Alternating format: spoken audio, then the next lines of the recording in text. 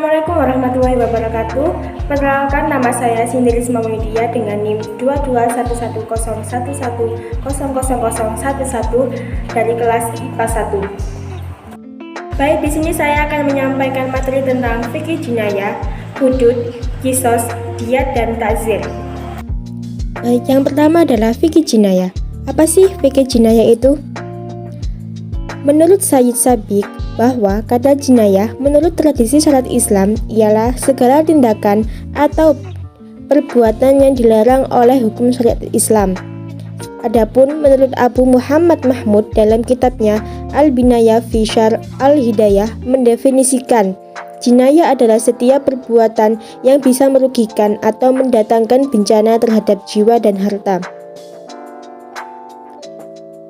Dalam rumusan lain disebutkan bahwa jinayah adalah perbuatan dosa besar atau kejahatan atau kriminal, misalnya membunuh, melukai seseorang, atau membuat cacat anggota badan seseorang. Selanjutnya yaitu hudud. Apa sih hudud itu? Hudud merupakan bentuk jamak dari kata had, yang secara etimologi berasal dari akar kata yang terangkai dalam huruf ha dan dal, yang mempunyai dua makna asal, yaitu larangan dan batas atau tepi sesuatu. Jika dikaitkan dengan ungkapan had al-saif atau had al-sikin, maknanya menjadi mengasah mata pedang atau mengasah mata pisau. Dalam makna leksikal, had atau jamak hudud bisa dimaknai dengan definisi ta'rif atau undang-undang. Kategori hudud. Pertama, hukum suatu tindakan yang dikategorikan terlarang pada waktu-waktu tertentu, misalnya larangan melakukan hubungan suami istri pada saat iktikaf. Kedua, batas hukum Allah di mana seorang dilarang untuk melampaui batas, misalnya menganiaya melampaui batas-batasnya. Dan yang ketiga, jenis hukuman yang telah ditentukan yang bisa membuat jera agar tidak melakukan perbuatan yang haram. Selanjutnya, tindakan kriminal atau jari'umul hudud itu ada 7 macam, yaitu 1. Zina, 2. Tuduhan zina tanpa disertai bukti yang cukup atau qadhaf, 3. Pencurian atau syarikoh, 4. Perampokan atau hirabah, 5. Minum khamr atau syurbul al-khamr, 6. Pemberontakan atau al-bahyu, dan yang ke-7 murtad. Selanjutnya qisas. Apa sih qisas itu?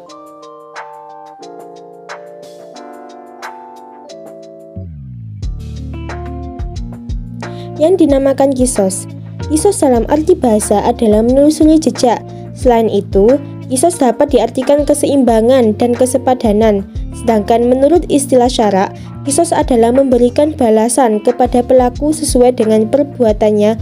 Karena perbuatan yang dilakukan oleh pelaku adalah menghilangkan nyawa orang lain atau membunuh, maka hukuman yang setimpal adalah dibunuh atau hukuman mati.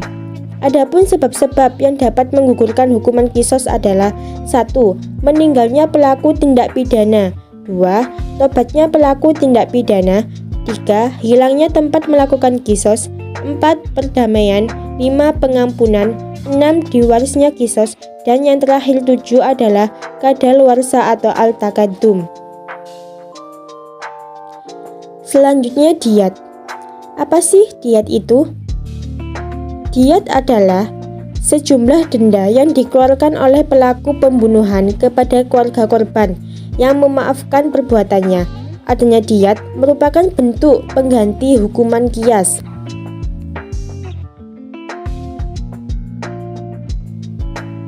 Al-Imam Taqiyuddin Abu Bakar Al-Husaini mendefinisikan diyat adalah harta yang wajib dibayarkan karena berbuat kriminal terhadap orang merdeka, baik dengan membunuhnya maupun dengan mencederai anggota tubuhnya. Selanjutnya yaitu jenis diyat. Ada berapa sih jenis diyat itu? Secara umum, diyat terbagi menjadi 2 jenis, yaitu 1. Diyat pembunuhan, yaitu pembunuhan sengaja dan pembunuhan seperti sengaja.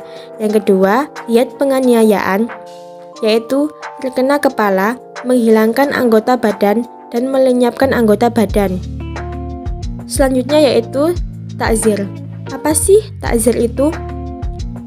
Ta'zir adalah hukuman yang dijatuhkan atas dasar kebijaksanaan hakim karena tidak terdapat Al-Quran dan hadis. Sedangkan secara istilah, takzir ialah hukuman yang diberikan kepada pelaku dosa-dosa yang tidak diatur dalam hudud aturan.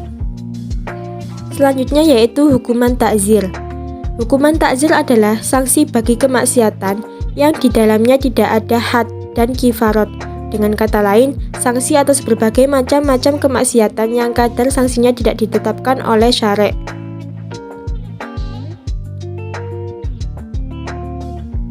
Baik, terima kasih.